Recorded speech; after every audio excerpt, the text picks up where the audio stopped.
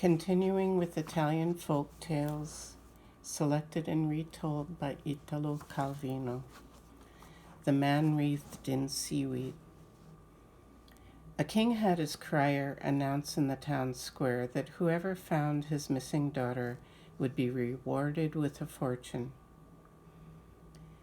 But the announcement brought no results, since no one had any idea of the girl's whereabouts. She had been kidnapped one night, and they had already looked the world over for her. The sea captain suddenly had the thought that since she wasn't on land, she might well be on the sea. So he got his ship ready to go out in search of her. But when the time came to sign up the crew, not one sailor stepped forward, since no one wanted to go on a dangerous expedition that would last no telling how long. The captain waited on the pier, but fearful of being the first to embark, no one approached the ship. Also on the pier was Sampire Starboard, a reputed tramp and tippler, whom no ship captain was ever willing to sign on. "Listen," said our captain, "how would you like to sail with me?" "I'd like to very much." "Come aboard, then." So Sampire Starboard was the first to embark. After that, other sailors took heart and boarded the ship. Once he was on the ship, Sampire Starboard did nothing but stand around all day with his hands in his pockets and dream about the taverns he had left behind. The other sailors cursed him because there was no knowing when the voyage would end. Provisions were scarce, and he did nothing to earn his keep. The captain decided to get rid of him. "See that little island?" he asked, pointing to an isolated reef in the middle of the sea. "Get in a rowboat. Go explore it. We'll be cruising right around here." Sampire Starboard stepped into the rowboat, and the ship sailed away at full speed, leaving him stranded in the middle of the sea. He approached the reef, spied a cave, and went in. Tied up inside was a very beautiful maiden, who was none other than the king's daughter. "How did you manage to find me?" she asked. "I was fishing for octopi," explained Sampire. "I was kidnapped by a huge octopus, whose prisoner I am now," said the king's daughter. "Flee before it returns, but note that there are 3 hours a day it changes into a red mullet and can be caught. But you have to kill the mullet at once, or it will change into a seagull and fly away." Sampire Starboard hid his boat and waded out of sight on the reef. From the sea emerged the octopus, which was so large that it could reach clear around the island with its tentacles. All its suckers shook, having smelled a man on the reef.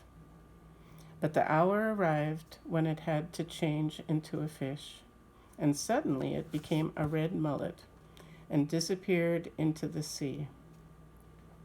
Sampire Starboard lowered fishing nets and pulled them back up full of gunnard, sturgeon, and dentrix. The last haul produced the red mullet, shaking like a leaf.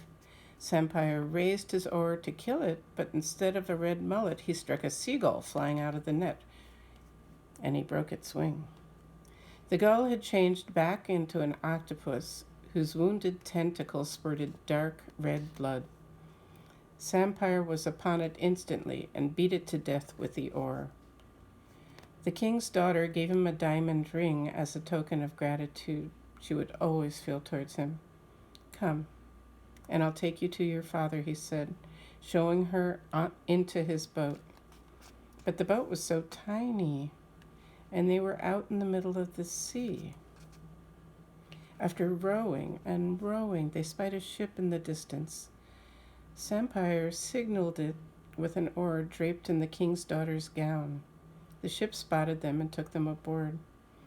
It was the same ship that had earlier discharged and abandoned Sampire, Seeing him back with the king's daughter, the captain said, "Poor Sampire Starboard, here we thought you were lost, and now looking all over for you, we see you return with the king's daughter.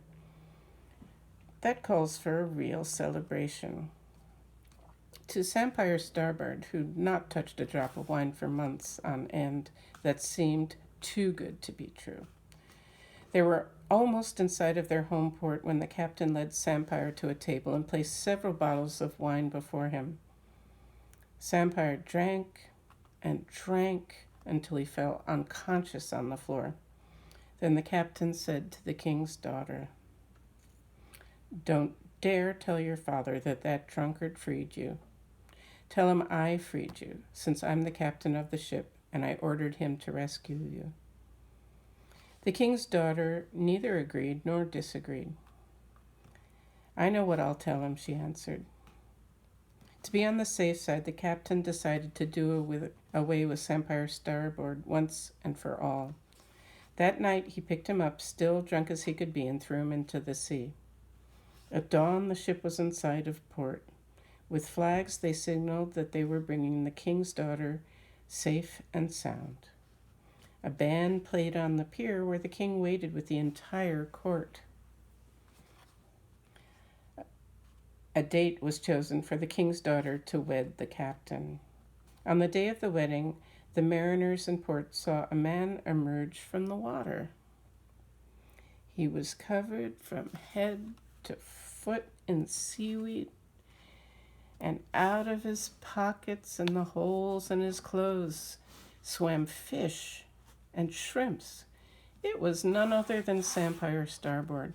He climbed out of the water and went ambling through the city streets, with seaweed draping his head and body and dragging along behind him. At that very moment, the wedding procession was moving through the street and came face to face with the man wreathed in seaweed. Everyone stopped. "Who is this?" asked the king. "Seize him." The guards came up, but Sampire Starboard raised his hand with the diamond on his finger. It sparkled in the sunlight. "My daughter's ring," exclaimed the king. "Yes," said the daughter.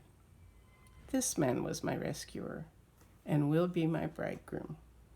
Sampire Starboard told his story, and the captain was imprisoned. Green though he was with seaweed, Sampire took his place beside the bride, clad in white, and was joined to her in matrimony. The end.